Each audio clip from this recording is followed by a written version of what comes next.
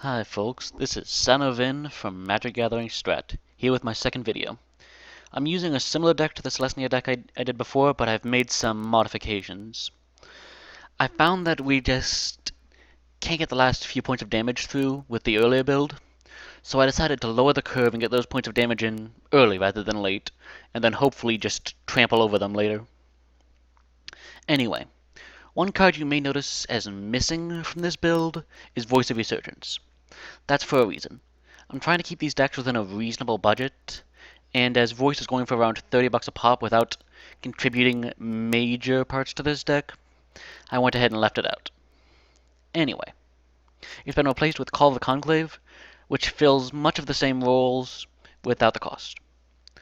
Loxodon's Smiter is also missing, and has been replaced with Imposing Sovereign, which is good for giving us an extra turn to smack them in the face, which, as you'll see after I use this deck, is a little important. Anyway, and other than that, not much has changed. We've basically stripped out our mid game so that we'd have a great early game and an okay late game. That's something that may come back to bite us at times, but I think it's worth it. Anyway, let's look at the sideboard. Alright, first off, we've got the Vidugazi Guild Mages.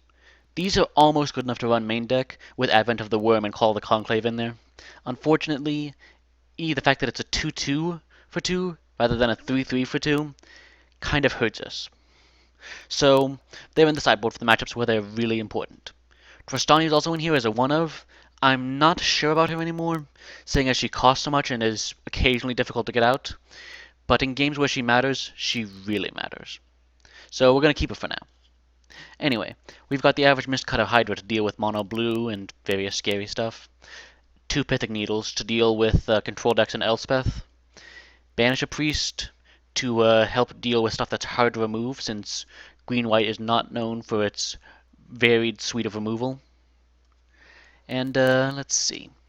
We've got 1 Scion of Vidugazi on the board. I'm considering taking that out to put in a 3rd Banisher Priest, but we're still doing testing. And last is the oddest choice, Keening Apparition. For those of you who don't know the card, let me bring it up. Alright, you see that? Sacrifice Keening Apparition, destroy target enchantment. This is mostly to deal with our control matchup. Our control matchup is pretty bad since they can just trade with us all day, and those detention spheres get painful. The problem is that we don't want to board in specific enchantment removal, because that just hurts our chances of drawing stuff and going off early. So Keening Apparition is a compromise in this. It still gives us creatures to put on the board that we can swing in if we need to, but in emergencies, we can sacrifice this to get back something from Detention Sphere, or other spells like it, like say Chain to the Rocks. It works for a lot of removal it works for a lot of things that are currently in the format. Anyway, let's go ahead and give the deck a spin. We'll go up against Edwildel. Oh, maybe we won't. Well, forget you. We'll just make our own game.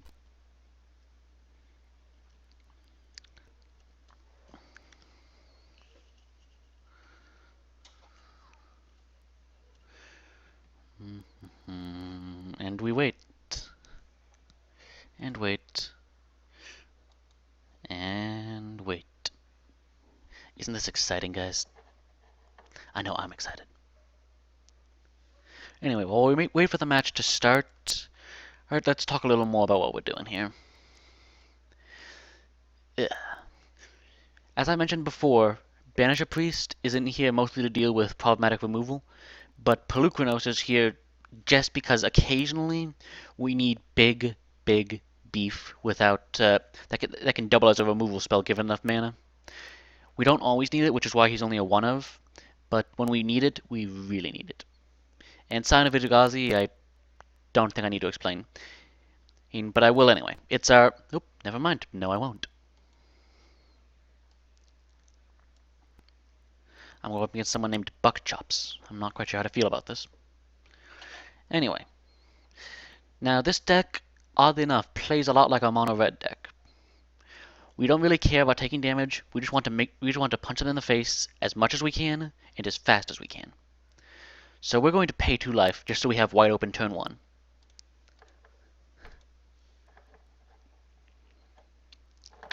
Alright, there we go.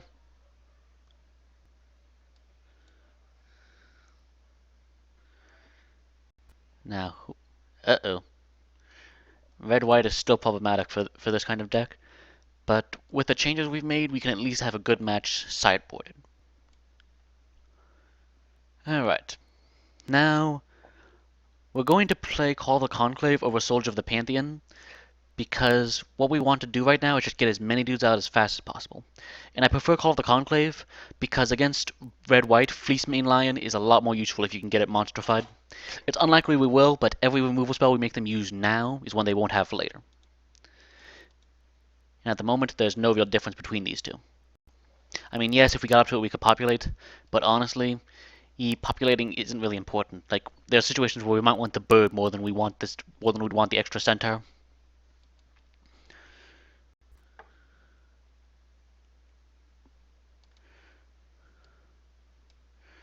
Alright, so they're not doing much against us now, which means we're going to be very careful in what we're doing.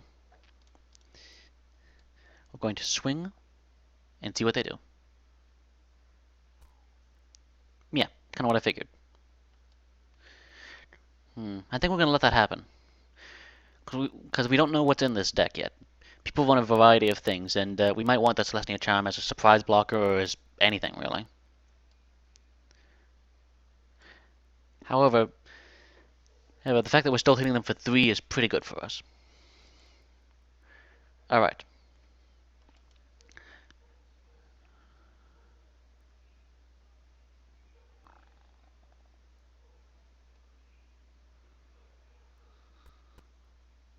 Chandra's Phoenix.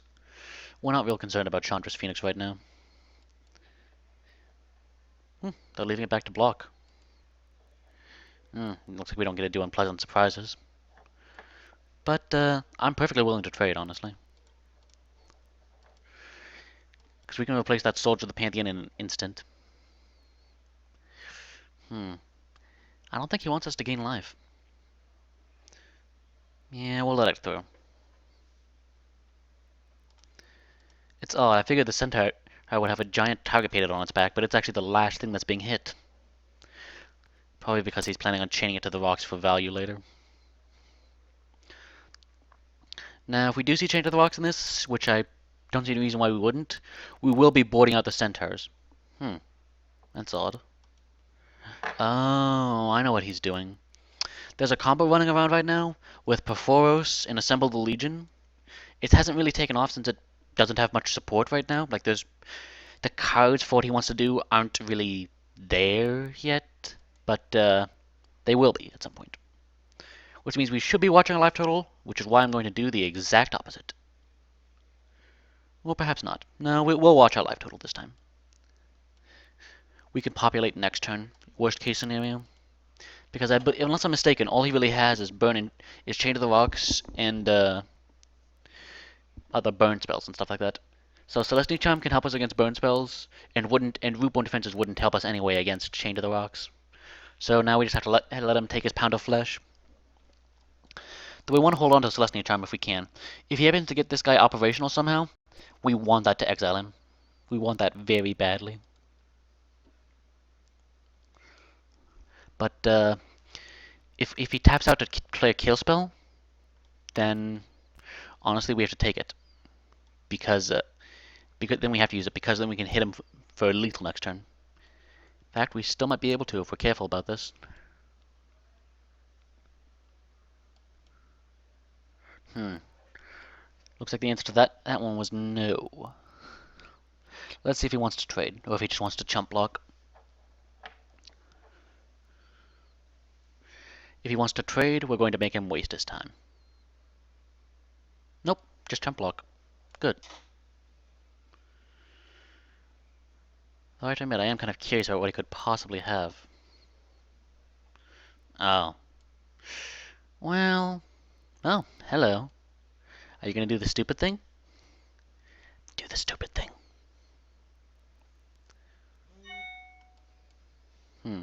Sorry about that, folks. Forgot to turn my phone off. Alright. Now this is the part where he comes in and tries to murder us. Oh, which is that guy. Okay. Alright. Now right off the bat, we're getting rid of him on our turn so that we have the mana open next turn, in the event that we want it for something. And plus, it's just kind of really annoying for him.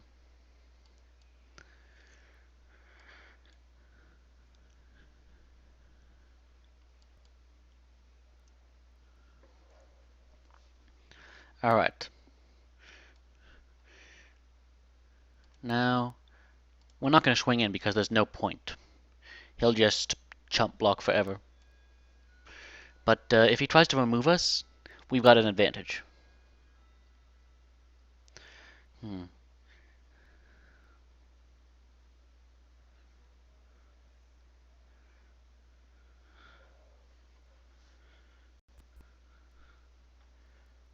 Interesting. Don't think I've seen Chandra used in this kind of build before. But I suppose she makes some sense. Uh-oh, I can't block this turn. Uh-oh. Hmm.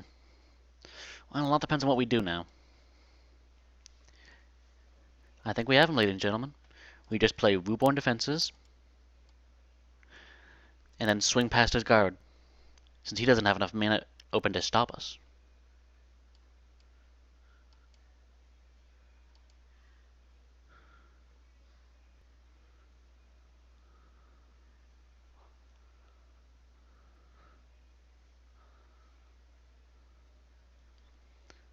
Yep, we got it. Alright. Now, we're not going to board in Keating Apparition for this match because I'm a little concerned about what he'll do. Because if he gets that, we have other ways out.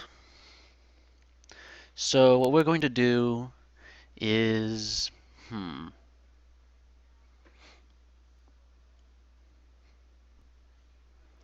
This is a bit of a decision point here, folks.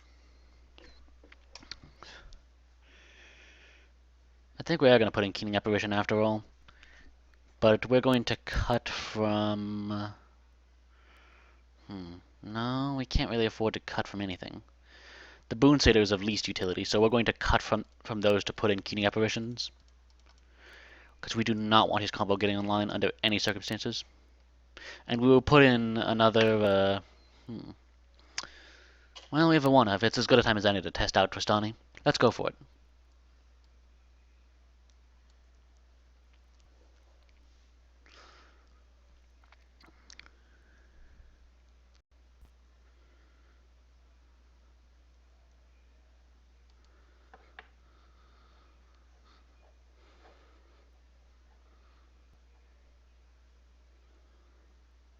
Alright, yeah, this is worth keeping. We're going to keep the Keening Apparition in our hand as long as possible. Like, as long as convenient, actually, but... We're going to keep it in there for a while, because if he sees it, he's going to want it dead from what it does. Or perhaps I've misjudged what's in his deck and he will just laugh at my foolishness. That's what we're here to find out, folks. That's what we're here to find out.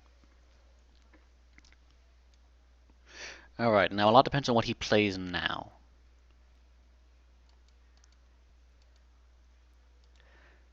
Alright, we're actually going to play Fleecemane Lion first, just to make it so that if he wants to get rid of it, he has to either leave blockers back or 2-for-1 himself. Which I'm willing to let him do. Unfortunately, we are a little tight on mana right now.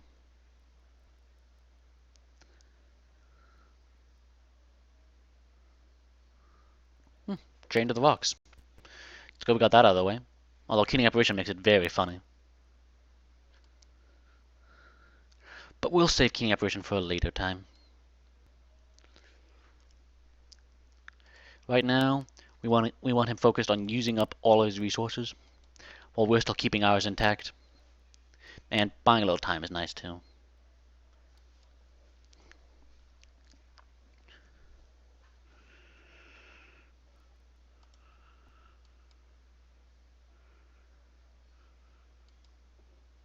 Alright, now we're going to attack first, because that'll get him to use up his resources before the Keening Apparition comes into play. Not that it really matters, but it's just good practice. And now, the last card he was expecting. Ba-da. Nope.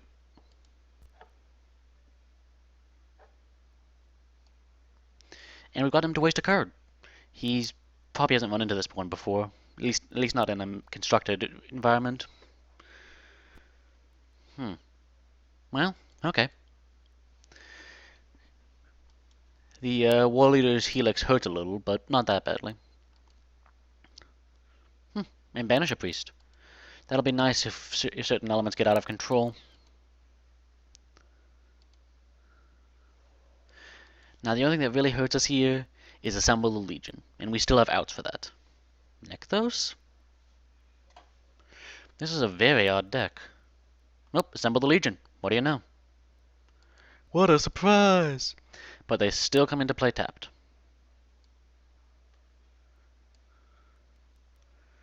And now we'll just double up on their being tapped. Not that that works, but he'll have to spend 2 removal spells to get rid of those guys.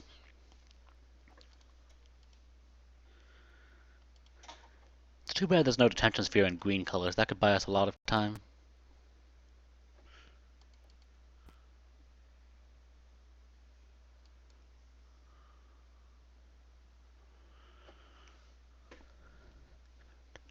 Now, if we don't draw any mana, we're going to banish a priest to this guy.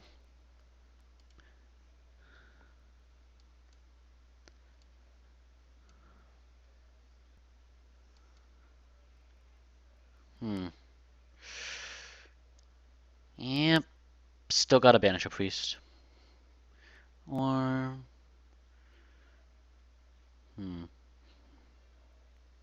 This is an interesting decision point. But I think we're going to use the Banish a Priest just to give them a headache. Because it doesn't do as much good against Porphyros, and the token we can get rid of forever.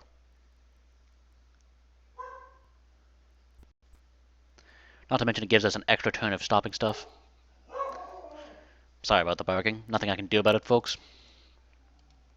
The dog is angry because, well, reasons. I don't really know why right now. Alright. Now we have a bit of a clock working on us now, which is bad. Like, this is one of those bad situations that we don't want to deal with. But, if we can get him to turn that into a creature for just a bit, or we draw a King Apparition, we're set. Either of the two works. Of course, they have very different methods of working, but they do work. Alright, just a little more. Just one more dude, one more red mark of any kind, and we are good.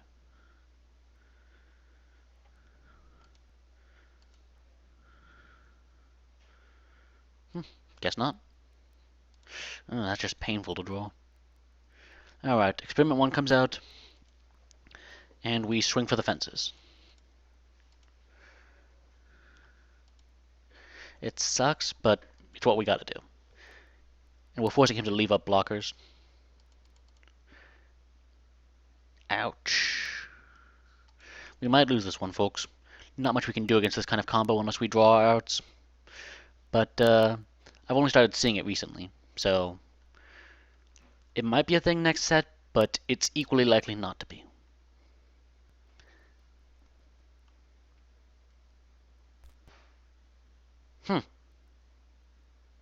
Very nice. He's got us.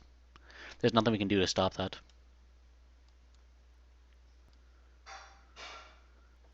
Alright. Now we sideboard. And with what we know now, like knowing for sure that he has those, we want something with a little extra oomph. So this might sound weird, but Banish a Priest definitely doesn't make the cut. And what we're going to put in its place is... I think we're going to put the Scion in its place. No, we're not.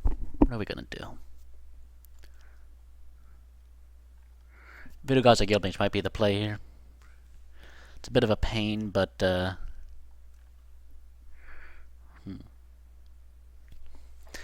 something that can give us a way out, which is something we desperately need right now. And we're not really playing the control game here, so, actually, we're going to keep the experiments. Soldier of the Pantheon, however, is getting the axe. Because against Assemble the Legion or any of those creatures, it's pretty much dead, and he has so few multicolor spells that he's just not, that the guy just isn't worth it right now. I'm tempted to put Miscut Hydra in there just because of the haste and the fact that it's, well, a pain in the ass to target. But I think Boon Satyr is more important, since it'll give us the chance to do surprises. Alright, let's go. Now that we know for sure that he has the Assemble the Legion Perforce combo, if we get King Apparition, we are keeping it in our hand. Unless, barring, of course, emergencies. I wish we could keep this because if it had one green in here, it'd be amazing, and we might draw that green at some point, but we can't. This is better, but still not good. So, let's keep going.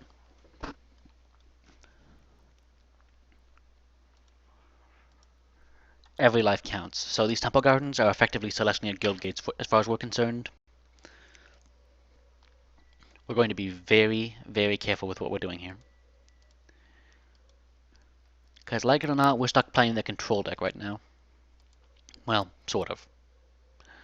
Honestly, this deck doesn't really do control well. It's more of a like, we can switch from aggro to tempo, which is what I tried to do there, but we'll need to make a few changes to the sideboard after the match. What I'm thinking is switching out the Scion of Vidu-Ghazi for a another Rootborn Defenses. Because in these matchups, we might want that kind of thing. And we're having trouble getting up to 5 mana as it is.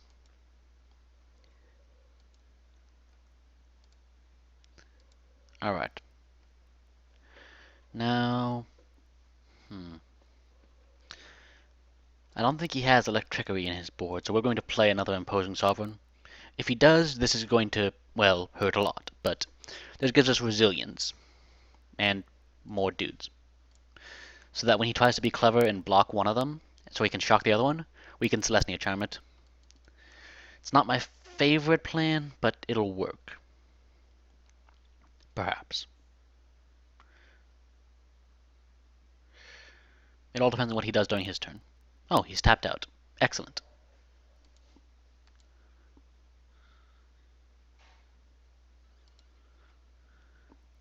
Now here's the part where we swing for the fences. And with any luck, we get him.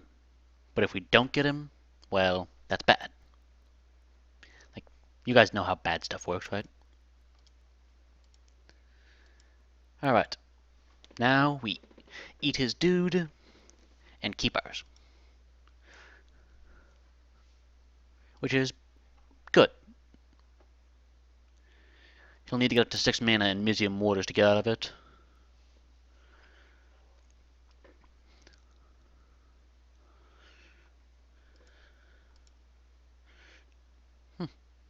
Looks like he's trying to play the control deck too. Which is good for us. We're going to let him play it. He can get his dudes out and do stuff. We don't really care right now because we've got this on our board. Well, in our hand, not our board. Alright, we've traded. Probably not the best of trades since he can just bring that back at pretty much any time. But, a trade's a trade. Alright. We now have enough for Advent of the Worm, which we will be casting at the end of his turn to give him the least amount of time to deal with it. Not our problem. They served their role. They kept him busy for just long enough. Chandra's Phoenix. And does he swing? I believe he has to. Well, doesn't have to, but it's the smart move. Unfortunately, the smart move is a painful move for him right now. But, you know, it's not the worst that could happen.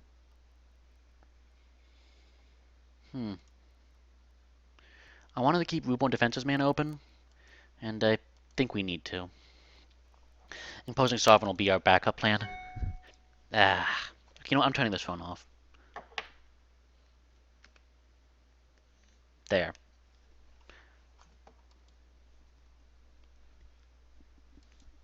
Alright. Now we're going to be holding up Rootborn Defenses just so it's ready. Because that serves two rules. Even if he has Chain to the Rocks, we still have a worm left over. Which is, you know, important. Another Chandra's Phoenix.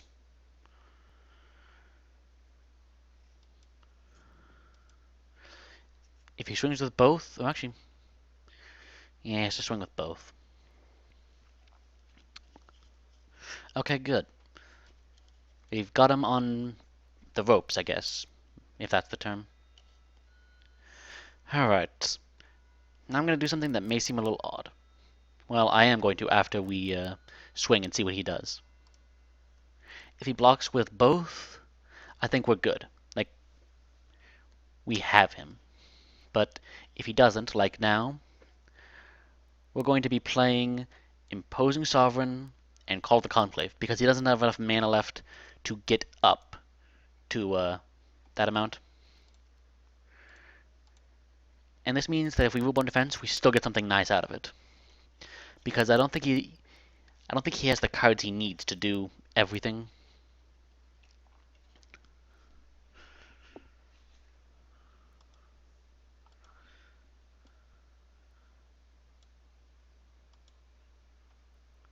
Okay. I think that's game.